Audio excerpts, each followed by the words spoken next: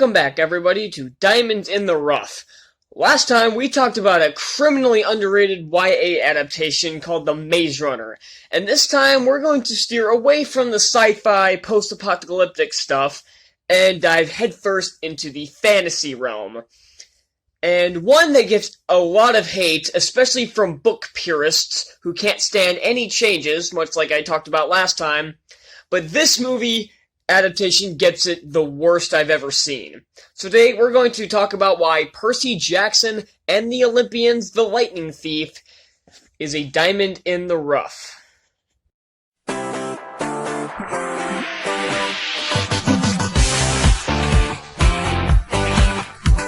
Released in 2010, Percy Jackson and the Olympians, The Lightning Thief came out around the time when the Harry Potter franchise was starting to wind down and we were starting to get more into the dystopian sci-fi stuff. And this movie is, of course, based on the novel by Rick Riordan, which spawned 5 books and, of course, a bunch of other sequel series and spin-offs, many of which suck. So today I want to go by the movie adaptation directed by Christopher Columbus, director of the first 2 Harry Potter films, and see if any hate of it is actually justified. Now, I'm going to preface this right off the bat. Just because you don't like the movie, I'm not going to immediately call you out for it. If you're going to try to tell me that this movie's bad purely because it's different, because I have had this argument with people before, I'll ask them, why is this movie bad? Because it's so different. Why is that bad? What did it do wrong? Because it changed this and it changed that. I'm like, fuck off. So, if you have legitimate problems with this movie, and I can totally understand you having actual problems with the movie. If you have legitimate problems with the movie, that's fine. But if you're going to tell me that this movie sucks because it's different, purely because it's different, I'm going to tell you, with every fiber of my being, go fuck yourself. So with that out of the way, let's dive headfirst into Percy Jackson. Now, the first thing that I'm going to preface right off the bat is the age change for the characters. In the book, Percy, Annabeth, and Grover, at least how he looked, were 12 years old, and Luke was about 19, I want to say.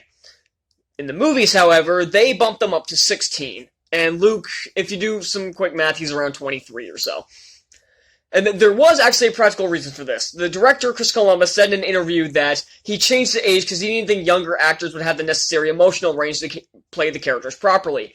And as his prior experience with child actors comes from Harry Potter, I can definitely understand where he's coming from. Now, don't get me wrong, the kids in the early Potter films weren't terrible, and they definitely got better with age, but they were pretty off in the first couple films. And I don't think there are going to be too many people that are going to be mad at me for saying that. But, so yeah, that's the reason for the age change. I want to get that out of the way right off the bat. And yes, this movie does change a significant amount. But in this case, I see that as a positive, because there are some things that you just cannot adapt into film. You just can't. And I feel like there are certain aspects of the Lightning Thief novel that would not have worked in film. Because the story is weird. And I really mean that. The story is batshit insane. And I think if you copied this word for word, like I'm pretty sure Riordan's going to do with that new shitty TV series, because this book cannot be... I'm going to get this raised right off the bat. You cannot turn these little books into a full-on TV series. It's not going to... This TV show is going to suck hard, especially since he's basically writing the thing himself. What's the point of it then? What's the point of an adaptation if the same people are going to be making it? Give this to somebody else. So, that's why I was happy when they're making that stupid live-action Avatar Last Airbender show, when the original creators, so many people were mad that the original creators left. Good! We should see somebody else's vision for this, not the same people's vision, just done in live action as opposed to animation, because then what's the point? So, this movie starts off different right off the bat, as it shows Poseidon and Zeus at the Empire State Building talking about Zeus's boat being stolen. And honestly, I think they probably should have cut this scene. I really mean that. This scene should have been cut. It takes out all... any possible ambiguity it had at the beginning, any sort of mystery, is erased within the first few minutes. I think this scene should have been cut out. And then, of course, we go to Yancey Academy, which is not a boarding school in the movie. I thought that was interesting, but you know what? It really doesn't matter. And it actually makes a bit more sense, because in the book, he was told that his mom lived with Gabe because his smell masked the scent of his half-blood blood to hide him from monsters. And it doesn't make sense that she was sent him to a boarding school if that's the case. Wouldn't you want him as close to Gabe as possible, or at least what you consider at least as close to home as possible? And the movie seems to take advantage of it. I don't know if that was their whole thought process, or they just wanted to get through this quick because because the movie format is a lot shorter. I don't know, but I think that was a better idea. And one thing I like, there are a lot of changes in this movie I like. I'm going to get into the changes I didn't like first. The one change that drives me up a wall is the complete removal of Kronos. Now, I know a lot of people got angry that they removed Ares, and I'll get more into him in a bit. But that really didn't matter to me. If they wanted to make Luke the actual main threat of this movie and the final battle, that's fine. But the simple fact that they remove Kronos makes his motivation seem a lot weaker. Because it doesn't show he's being manipulated by a Titan, it shows that he's just some whiny 23, 24-year-old douchebag with daddy issues. That's not interesting. I think had they at least referenced Kronos a couple of times, like while Percy and Luke were talking on the Empire State Building, had they mentioned that he was being manipulated by Kronos, it would have been fine, but they didn't do that. Also, they go to Nashville in this movie instead of the St. Louis Arch, which I thought was a good change, but I'll get more into that in a bit. And instead of fighting a Chimera, they fight a Hydra.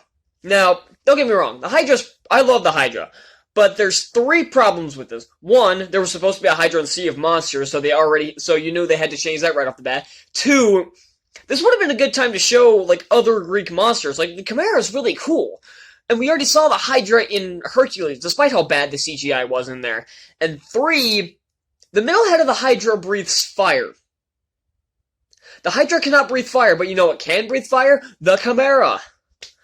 I don't know what Craig Teatley and Chris Columbus were thinking when they did that, but that was not a good change.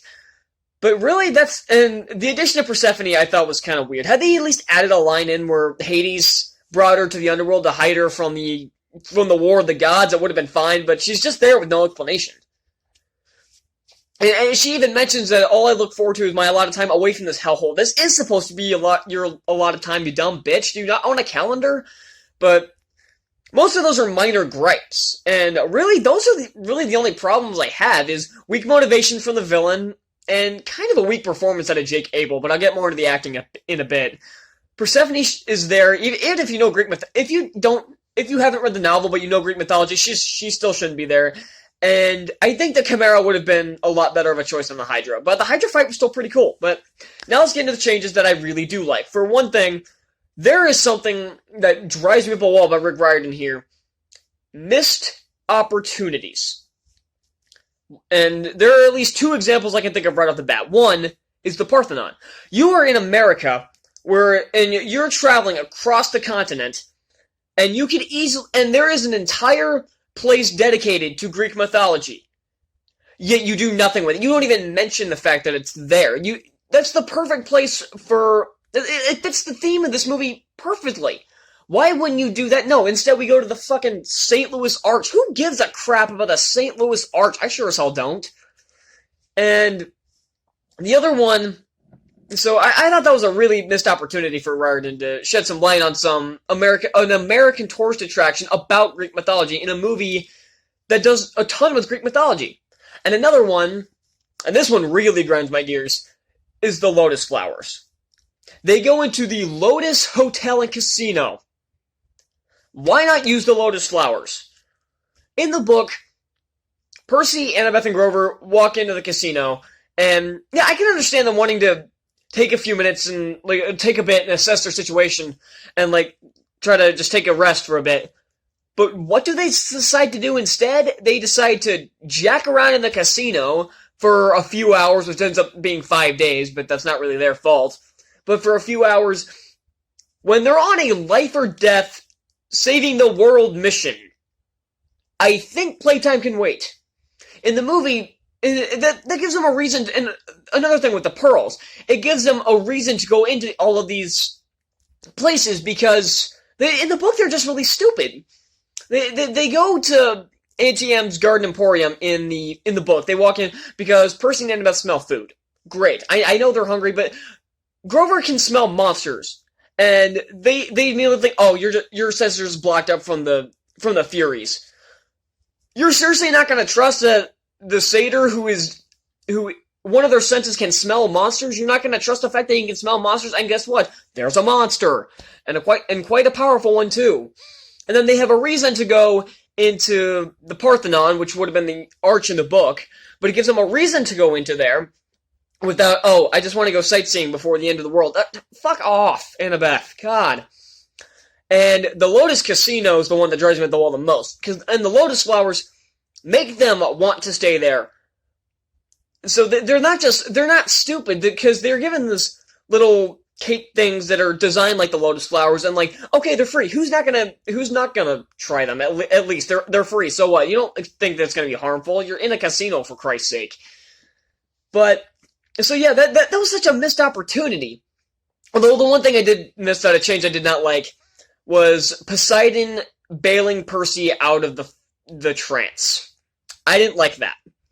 And there was an easy fix, too. So, here's my scenario how I would have fixed that. Cut out Poseidon talking to Percy in the casino. He walks away from Annabeth to, like, go out to the casino or something, and then he takes another Lotus Flower, and he's about to eat it. Then he sees the guy playing the French Connection pinball machine, or whatever it was. And then he starts talking to the guy, and then he reveals that he's like, yeah, this year, 1971. And that's when he realizes he's in a trance. He gets the same look that he gets in the movie, and then he looks at the flower and then sets the flower down, subtly showing that he's figured it out on his own. This one makes Percy seem very... The weird thing about this movie is it makes the characters seem smarter in some situations and dumber in others. And, okay, so I'm gonna circle back to more changes I like. Sticking with the casino, actually, they have to fight their way out of the casino in the movie. And I think this makes a lot of sense. In the book, they just, the bellhop or whatever he is, just lets them walk out. I'm like, if you want people to stay here forever, you're seriously just gonna let them walk out? But in the movie, they try to stop Percy, Annabeth, and Grover, and it's actually a pretty cool action sequence, and was longer with the deleted scenes. I'll talk more about the deleted scenes later, because there's quite a bit I want to get into on that. But they have to fight their way out of the casino, and I thought that made a lot of sense. And another one, there's no DOA recording studios. That's not where the underworld is. Here it's underneath the Hollywood sign after Percy reads some ancient Greek graffiti off of the Hollywood sign. That's actually a very creative idea, and it makes a lot more sense. It's not as silly. That's something I like about this movie. The tone is a little more serious. And that's what I like. And I think with the age change, that was a smart move. Like, you can't have 16-year-olds with 6th grade humor. You can't do that. You need it to be a little bit more serious. And don't get me wrong, there's still plenty of humor in this, particularly out of Grover, because he's basically the comic relief. So yeah, I like the more serious tone this movie went for, where it doesn't have all these ridiculous, like, the underworld doesn't look like airport security in this, even though it looks more like the Christian hell than the ancient Greek underworld, but that's not the problem. But at least it doesn't look like airport security, and they don't distract Cerberus with a rubber ball.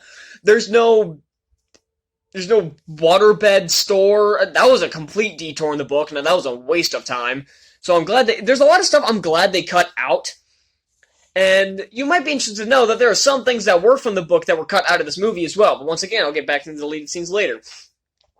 So circling back around, I like what they did with like I said, I like the change with the Parthenon. I thought the fight was really cool, and the concept of Percy using the flying shoes instead of Grover, I'm kind of torn on that one. I know a lot of people say that, like in the book, he says, I'm not going to be able to use these because the sky is Zeus's domain. But in the movie, he doesn't really use them that much. He uses them once in the Parthenon, but he's inside, so that doesn't really mean much. And then he uses it in the final battle with Luke.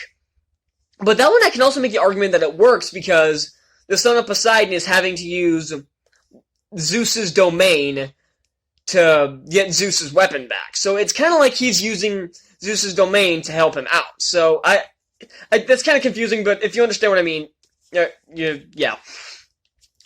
I think in the book they stay at Camp Appleblood for way too long. I mean that there is like a good 4 or 5 chapters doing nothing in Camp Appleblood. Here, he's at Camp Appleblood for maybe 10 minutes, which I think was a smart move.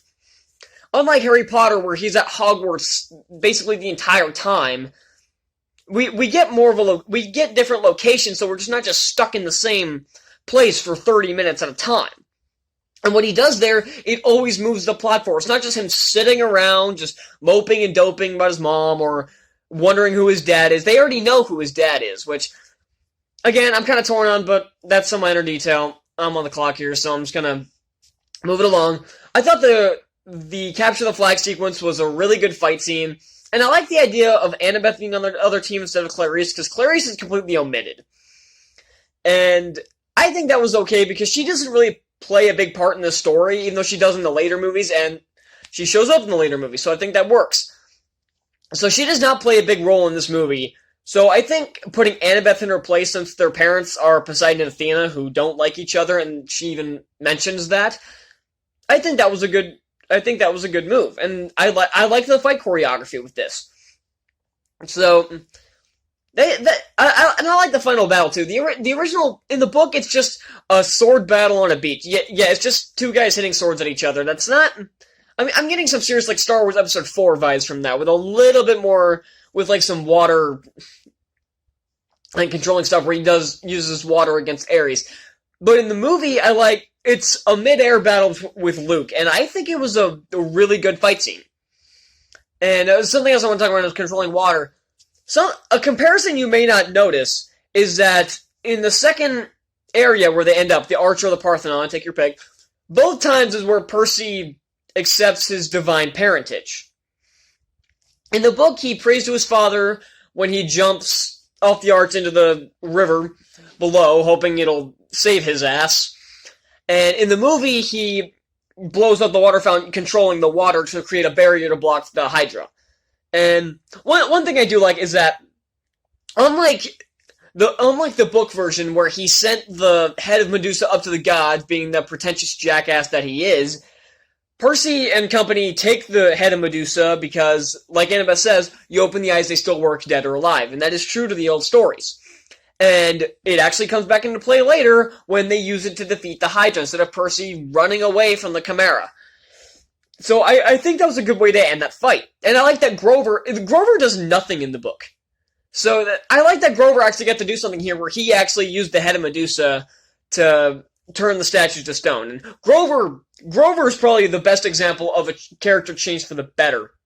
In the book, he's kind of a dumbass, and he's not very intelligent, and he's just there for comic relief, and he's just there moping and doping the entire time. In the movie, he's still got the comic relief to him, but he can kick ass. Because one thing in the movie they added were crutches. In the book, he didn't have crutches, but in the movie, he uses those as weapons. Those things are lethal. He uses them to knock Gabe's ass out. He hits him in the crotch with a crutch. And then he beats the crap out of the hotel staff when they're trying to escape from the Lotus Casino. And it's pretty badass. So that covers like all the major changes. There are a lot of little changes. There are a lot of other changes too. Like they leave Grover behind in the underworld instead of his mom. But honestly, I want to get into some other stuff here. I'm done talking about the changes. So I like a lot of the changes this movie does. Not all of them, because this movie is not a perfect movie, but it's just one I really like. So one thing I want to talk about is the deleted scenes. So, some of these scenes, I can understand why they were cut. Like, there's a short part of the museum trip where Grover takes a picture of Aphrodite and Mr. Bruner and some of the other students are making fun of him. And there's another part, like, extended part of him hanging out with the daughters of Aphrodite after Percy and Chiron and Grover get to his cabin. So, scenes like that I can understand why they were cut. But there's something I just don't get. Like, there's one scene where Percy and Grover are in a car, and they're driving, and they're talking about Talia. This was in the book, though it was in camp, but this was a scene from the book, but it was cut. I mean, I kind of understand why it was cut, but, because for time constraints, this movie's 2 hours on the dot. So I kind of understand why some of this stuff was cut, but this is a scene from the book that's a good character developing moment for Grover, and I wish they had left this one in. Also, when Percy wakes up in the infirmary, in the theatrical version, Grover is there to greet him, and it's just him. In the deleted scene, it's Annabeth. And then Grover shows up like halfway through, and there's a few references to the book, like you drool in your sleep, and with the nectar. And you can tell the scene was just kind of re-edited, and wasn't reshot. So I found that kind of weird. And something else that's really weird is, I remember I talked about Ares earlier, so I want to get back into that. People like to complain that Ares was omitted from the movie. But I'm not entirely sure that was the plan from the start. If you look back at the trailer, there's a short clip of Percy, Annabeth, and Grover hiding in their truck in the outside the diner in the parking lot, while a car with a minigun on the top blows up another car in the same parking lot while they watch from the truck. And I have a feeling that's where Ares was supposed to show up. I have a feeling that's where they originally put Ares, but then they didn't film the rest of the scenes because either they decided not to have him in, or for time constraints, or they didn't have the budget for it. I don't know. Because if there were any scenes that they had with Ares, they've either never been released or they were never shot to begin with. But I don't know what else that could be. And I know it's not just there for a cool shot from the trailer, because why the hell would you waste money? Because those shots were finished. They look just as good as everything else. So I have a feeling that's where Ares was supposed to show up, but then they removed it. I'm not entirely sure why, but again, my guess is for time constraints, or because they wanted to make Luke the main threat. So, now that I've talked about everything that's comparison to the book and all the lead scenes, let's get into the technical aspects of this movie. This movie looks fucking phenomenal. I don't think I have seen better CGI than in this movie. Every single shot looks amazing. The Hydra, the Minotaur, Medusa's head, the water effects, the Fury, they all look so freaking realistic, and it's amazing. Like I said before, the fight choreography is outstanding, and even though they're just kind of like short skirmishes, they're still really well done. I like the cinematography for this. Like, my favorite shot in the entire movie is when Percy throws out his huge tidal wave at Luke on the roof. And then when he pulls the water back, and both the shot of him, like his straight-on shot towards his face, and the one showing his back when he's pulling it up, when he's pulling the water back, those are some damn good shots. I love the cinematography for this. The one issue I will bring up with that scene is that Percy chucks his water trident, hits Luke in the throat, he flies back off of a 20-story building, I think, and backflops into the ocean. Or the Hudson River, or whatever it was supposed to be. That should have killed him on the spot. Now, I know he says in the later one, next time you try to drown someone, first make sure he's not a demigod who can swim. But that simple fall alone should have killed him. Because it's not like he had the flying shoes, because they fell off while Percy was hitting it with the water, because Percy uses those to get back to the Empire State Building. So that probably should have killed him on impact. I don't know, it's something to think about.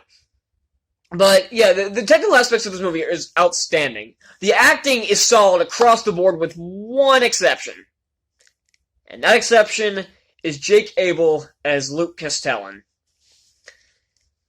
Like, for the adult characters, they went all out with the casting. Sean Bean, Kevin McKidd, Uma Thurman, Pierce Brosnan, they went all out for the adult casting.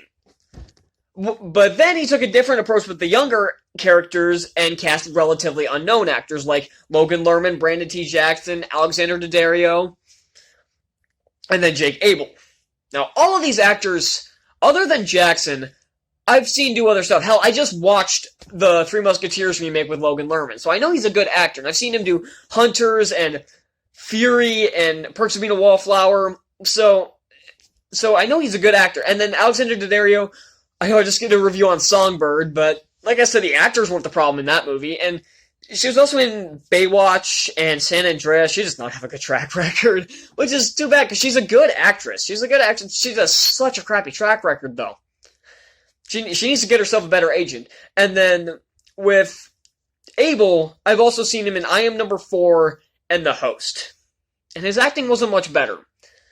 Although, to be fair, his acting is better here than it is in the second movie, which I'll get into when I eventually review Sea of Monsters. Because, yes, I like that one too. But, I don't know, his acting seemed kind of off. Like, this one, it's not awful, but it's just the right amount of off. In the next one, he's bad. He's, like, legitimately bad, except for a few lines. But in this one, he just seems off every now and then. Because some lines come out okay, but then the other ones is just... I don't think he was given much... Either he wasn't given much direction, or he didn't understand the direction he was given. So, I'm not sure if I can blame that on Columbus, or I blame that on Abel. If I were to guess, I'd say it's on Abel. Because Columbus is directing the other actors just fine, so... I don't know. So... Yeah, the music for this is also great. The music is done by Christoph Beck. And if the name sounds familiar, he also did scores for the Ant-Man movies. He did it for Frozen. He's done a lot of really big movies. And his score here is outstanding. It fits the movie very well. I know it was changed for the second film. He didn't give, like, any certain themes, but I don't think it was needed. Unlike Harry Potter, where you had, like, Hedwig's theme, or the Quidditch match, where you had, like, certain themes, I don't think that was necessary here, and he already knew that, because Beck is a really great composer, and he knocked it out of the park here. So yeah, most of the time, this movie just gets hated on by book purists that hate the fact that it's different. And to those people, I can't take seriously in an argument. Or, at all. If you have legitimate problems with this movie, like I have seen people say that it's boring, it's bland, it uses a bunch of the same fantasy tropes, and I can understand where they're coming from. I don't agree, but I can at least understand where they're coming from. If you're one of those people that say, I hate this movie because this is different, and that's different, and that was changed, and this should have been different, I'm not going to listen to you. I'm really not going to, because I no longer care. You lost my interest when you said it's bad because this was different. The second you say it's bad because it's different, I immediately tune you out and say, I don't care, you're wrong. That is one of the times where I will say you are wrong, because it is not bad because it is different. If you think it's bad because you think it's not well made, like if you think it's just a not well made film, I don't agree with you, but I'll at least listen to what you have to say. That's the difference I feel like I need to get across. If you're one of those people that just hate it because it's different, I'm not gonna care. I'm not gonna listen to you. But if you have legitimate problems with this movie, I'm not gonna immediately write you off as one of these, oh, it's the Percy Jackson movie hater. No, I'm gonna at least listen to what you have to say, even if I don't agree. I feel like I need to get that across. So, yeah, this movie just is really good. I don't know why people this movie got really mixed reviews. Like, I think it's at, like, 49 or 50 on the tomato meter, and the audience score is in, like, the mid-50s, which, honestly, it's not, that score isn't that bad. There are way worse scores. Like, you see Artemis Fowl's 8%. 8. So, yeah, this could have gotten way more hate than it did, and I'm glad it didn't get a ton of hate, because even still, I'll still see people that argue, like, okay, yeah, it's a bad adaptation, but the movie itself is fine. Like, if you're one of those people that'll say it's a bad adaptation, but it's still a decent movie on its own, that's fine. Because honestly, the adaptations I like most of the time are ones that are different, or I shouldn't say different, ones that pay tribute to the book, but feel fresh. Like the ones of Harry Potter, they're like line for line, but they still feel fresh. Or the first Narnia, or the second Hunger Games. They're like line for line from the book, but they feel fresh. There are plenty of movies that are different from the book that I hate. Artemis Fowl, I fucking hate Artemis Fowl. And then there are movies, yeah, like I said, there are movies that are like word for word that I like. It all depends on the movie itself. It all depends on if it works as a movie. If it doesn't work as a movie, I won't like it. I won't care if it's different or the same as long as it's a good movie. And I feel like that's what people miss about this movie. They don't pay attention to the technical aspects of this movie. They write it off immediately because it's not what they want. They get confused for what they want as opposed to what it is. And I feel like that's where people really screw up when it comes to these. I implore you, give this movie another chance. Separate it from the book. Give the movie another chance. Next time, we're going to be journeying into a galaxy far, far away. So, thank you all so much for watching. Be sure to smash that like button down below, hit the subscribe button, and comment down below. I don't usually tell people to comment down below.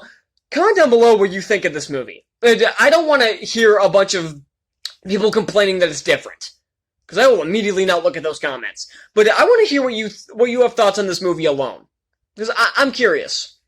So, thank you all so much for watching, and I'll see you all next time. Bye.